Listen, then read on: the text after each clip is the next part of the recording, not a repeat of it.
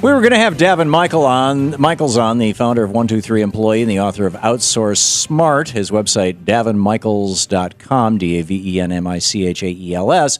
But we found some guy in the Philippines who would do the same segment for only $1 an hour. He sounds a lot like Daven Michaels, though. Is that Ricardo? Hello, Tom. It's Ricardo here. How are you? I'm fine. That's so, great. Daven, you have written a book telling American business people, entrepreneurs, particularly small businesses, that they could just say, to hell with American labor, let's find some guy in the Philippines to do the job. You got it. Exactly. Seriously? Well, absolutely. Listen, Tom, there's plenty of jobs that need to be done here in the U.S., skilled labor. But if somebody's out there that has a job right now, maybe they're doing telemarketing at a call center, they're doing client support, customer service, they're in trouble. And it's time for them to get new skills. There's plenty of information available today. There's so much, the wealth of our world. Get new skills like what?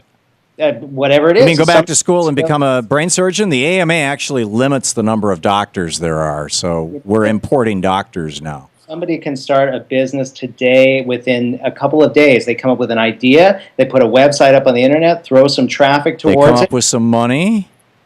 Actually, it's not expensive. When I first started my first business, I probably invested about $100,000 because back then everything had to be brick and mortar. Today, $100,000 is a hell of a lot of money, Daven. You've got, the average total wealth of the average white American family in the United States is around $80,000. Average African American family is around $6,000, and that was before the big crash. A lot of those numbers are now negative. That's right. But today, Tom, somebody can put a website up for a couple $100, throw a little traffic towards it for a couple $100, test it out, see if it flies, and then over time ramp it up. But putting a website up and getting people to go to that website are two completely different things, as you well know. I mean, yeah, absolutely. We do it all the time. We come up with ideas all the time, and then we drive some traffic to it. We see if it flies. If it flies, we grow that business. If it doesn't, we move on to the next one. We do it all the time. For example?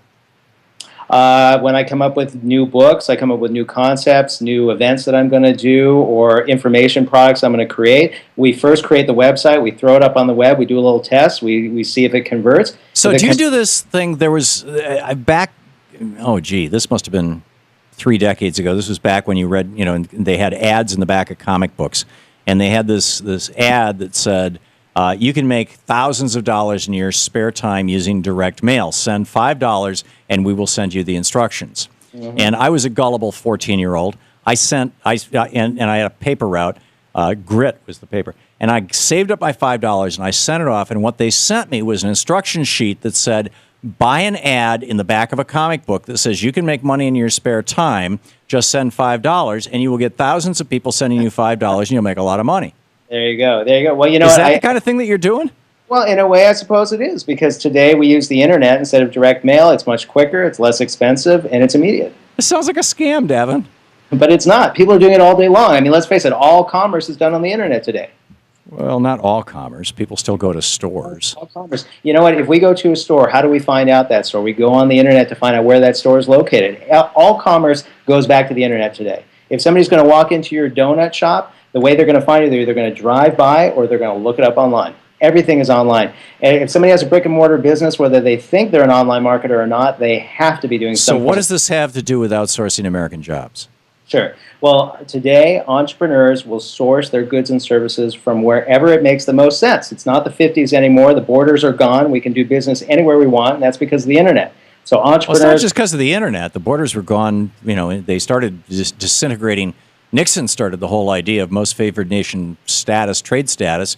Reagan put it on steroids, and then Bill Clinton in the 90s, and this was probably only half of America at that point even had access to the internet, passed WTO, GATT, NAFTA, and made transnational corporations sovereign over the United States. This has been a long time coming. This is the internet is following the back of it, but what's wrong with countries having borders? What's wrong with, when George Washington had Alexander Hamilton come up with his 11-point plan for American manufacturers in 1791 or 1793, it built this country. And they started with tariffs. We've had average 35% tariffs from the time of the George Washington administration to the Reagan administration, and it built an enormous industrial nation. What's wrong with that? Yeah, well, as you know, Tom, women are voting now too. But What does this have to do with? What does this have to do with women? it's 2013, Tom, and today with the internet, we can again we access all the So wealth. something that worked for 200 years, we should ignore and throw away because women can vote? Tom, today we are only going to work. We are only going to source our goods and services from where it makes the most sense. It's not like Well, we that's can. why I'm saying let's go back to those rules that said if there's $1 worth of labor and a pair of shoes made in Connecticut that you want to sell on your website, We put up borders. This iPhone would cost over $2,000. and you want to make that pair of shoes in China where it's 5 cents worth of labor, there'll be a 95-cent tax when you import it. If you want to make it in Mexico, there's 50 cents worth of labor in that pair of shoes. There's a 50-cent tax when you import it, so that the cost of labor is equalized so that employers no longer have an incentive to send jobs overseas. What's wrong with doing that? It's just not going to happen. Now, I'll tell you what is going to happen, though, is manufacturing is actually going to come back to the U.S. I guarantee over the next 5 to 10 years, it's all coming back for two reasons. At $8 an hour. No, actually, it's going to come back for two reasons. One is robots. The robots are getting more and more sophisticated, so manufacturing is definitely coming back to the U.S. And then, in addition to that, they're coming back to the U.S. I've lost my train of thought there for a second. Well, that's okay. But what you're saying basically is manufacturing jobs are not coming back to the United States unless they pay squat. I'm just curious, where do you think, A, do you think that having a middle class in the United States is a good thing? And B, if so, how are you going to get that? Because what you're talking about is basically laissez-faire economics. It is the way that England ran their economic system during the time of Charles Dickens. And what that produces invariably, and this experiment has been done literally hundreds of times over centuries in dozens and dozens of countries, and what that produces is a very small, very wealthy class, a very small middle class, that's the store owners and Scrooge and Marley. They had a one-employee business. He was a small businessman. That was the middle class. And then you have this huge class made up of over 95% of all the people who are the working poor. And that's the kind of world that your economics is going to create. And frankly, the policies that you're espousing are creating in the United States. Is that what you want?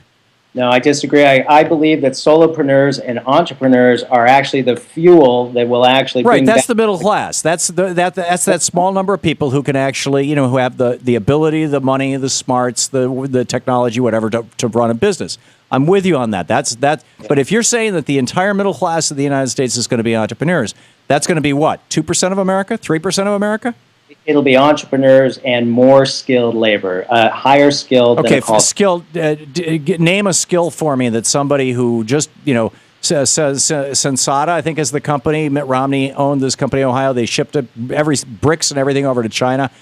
Those workers used to know how to do precision machine tools. Now they know nothing that they can sell. What skills should they acquire to become part of America's middle class? I would definitely consider precision machine tooling to be a highly skilled job.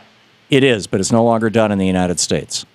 Well, it is done by some companies in the U.S. Very, very, very few. I have some personal knowledge of this. My dad worked in the tool and die industry for 40 years. When Reagan came in, the jobs started going to Italy. Now they're going to Korea, Japan, and China.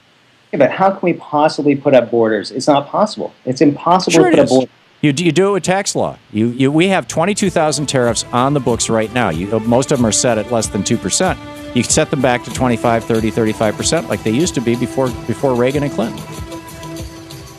Anyhow, we're out of time. Daven Michaels, Outsource Smart is his book. Daven Michaels, DavenMichaels.com.